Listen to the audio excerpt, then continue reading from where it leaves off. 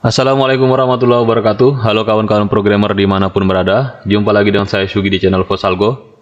Di video tutorial kali ini kita akan coba melakukan overriding method. Kita akan mencoba mengoverriding method yang ada di kelas Java Lang, yaitu nama metodenya adalah method toString. Baik, pertama kita buat dulu sebuah kelas. Kemudian nanti di kelas tersebut kita akan melakukan overriding ya. Kita buat kelas sederhana, nama kelasnya adalah persegi.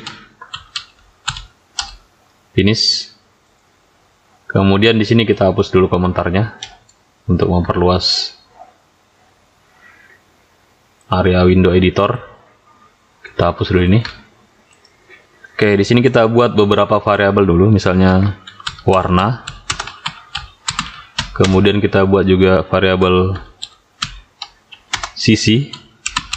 Kemudian bukan panjang ya, sisi, kemudian keliling. Kemudian luas. Jadi ada 4 variabel. Kemudian di sini nanti kita akan melakukan overriding. Overriding sebenarnya dia merupakan penerapan dari polymorphisme ya.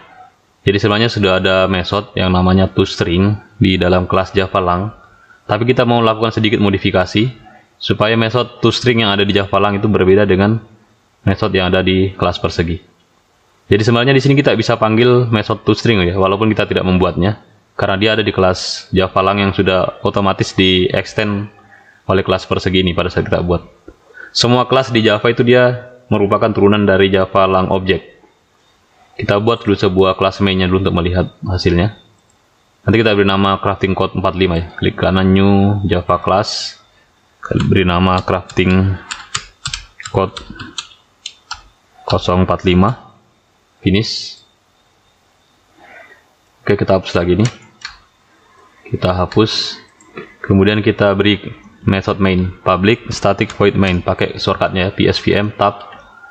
Kemudian di sini kita buat objek dari kelas persegi. Cara buatnya tulis nama kelasnya dulu persegi, kemudian nama objeknya prs misalnya, sama dengan new. Panggil metode konstruktornya. Kita tidak buatkan metode konstruktor tadi di sini. Kita tidak buat metode konstruktor, tapi kita bisa gunakan yang default dengan nama kelas, dengan nama metode yang sama dengan nama kelasnya ya. Kemudian buka kurung balas kurung. Ini adalah metode konstruktor defaultnya. Kemudian di sini kita bisa panggil prs titik toString. Oke, ini bisa kita panggil seperti ini. Walaupun sebenarnya kita tidak buat ya, kita tidak membuatnya sini, tidak ada metode toString. Tapi karena metode ini sudah ada, metode toString ini sudah ada di kelas Java Lang yang merupakan superkelas dari persegi, maka kita bisa memanggilnya. Cuman kita tidak tahu ini hasilnya apa. Untuk tahu seperti itu bisa kita buat variabel string dulu sini. String namanya misalnya nilai. Nilai misalnya. Saya buat variabel sembarang saja ini, nilai. Kemudian saya mau coba saya print ini nilai ini seperti apa isinya. Saya mau lihat isi dari variabel toString ini metode toString ini mengembalikan nilai apa ya? Value return value-nya apa? Saya coba run di sini, run file. Saya lihat, ya ternyata dia mengembalikan angka ini. Sebuah variabel ya, sebuah variabel. Sepertinya ini alamat memori. Saya belum tahu juga. Cuman yang terpenting di sini saya mau buat juga metode toString juga di sini, yang di override dari kelas supernya. Tapi saya rubah sedikit ya. Jadi nanti metode toString yang saya buat ini mengembalikan nilai-nilai dari variabel ini. Variabel warna, sisi, keliling, dan luas. Oke, sebelum saya buat metode toString-nya, saya mau rubah sedikit. Saya rubah konstruktornya, saya mau rubah dia jadi insert code, konstruktor.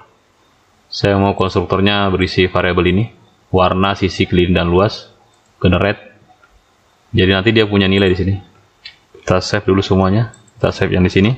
Pada saat kita save di sini, karena konstruktornya sudah saya rubah, konstruktor depannya tidak saya buat ulang. Saya ganti dengan ini. Maka di sini nanti kita harus buatkan juga di sini harus ada inputnya ya. Di sini ada parameternya warna, sisi, keliling, dan luas. Oke, saya mau dia cuman punya warna dan sisi saja. Jadi cukup 2 parameter. Maka nanti di sini ada 2 parameter yang saya masukkan. Misalnya warnanya adalah biru. Kemudian sisinya adalah misalnya 24,7 misalnya. Oke, ini sudah ada konstruktornya. Supaya lebih dramatis, di sini saya buat, di sini tidak ada kelilingnya. Di sini saya buat kelilingnya sama dengan, ada rumus keliling dari persegi adalah 4 kali sisi. Kemudian luasnya ini saya dapat dari nilai sisi kali sisi. Oke, sudah. Jadi nanti dia juga tetap punya nilai keliling dan luas ya, dari turunan dari hasil operasi sisi kali sisi dan 4 kali sisi.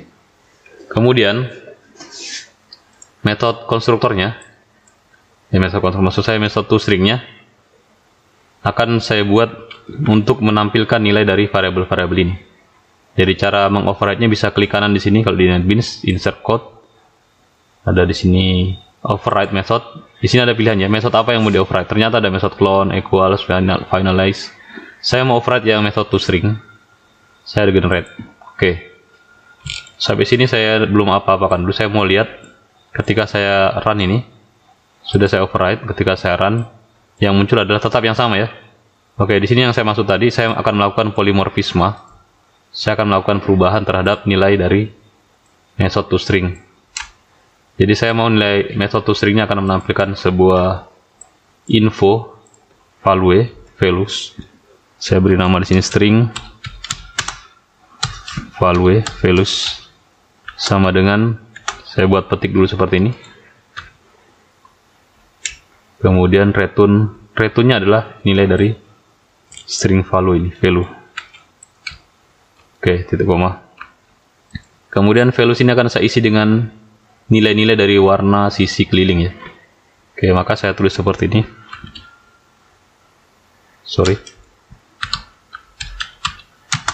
Plus sama dengan pakai petik warna titik 2 spasi tambah di sini this warna.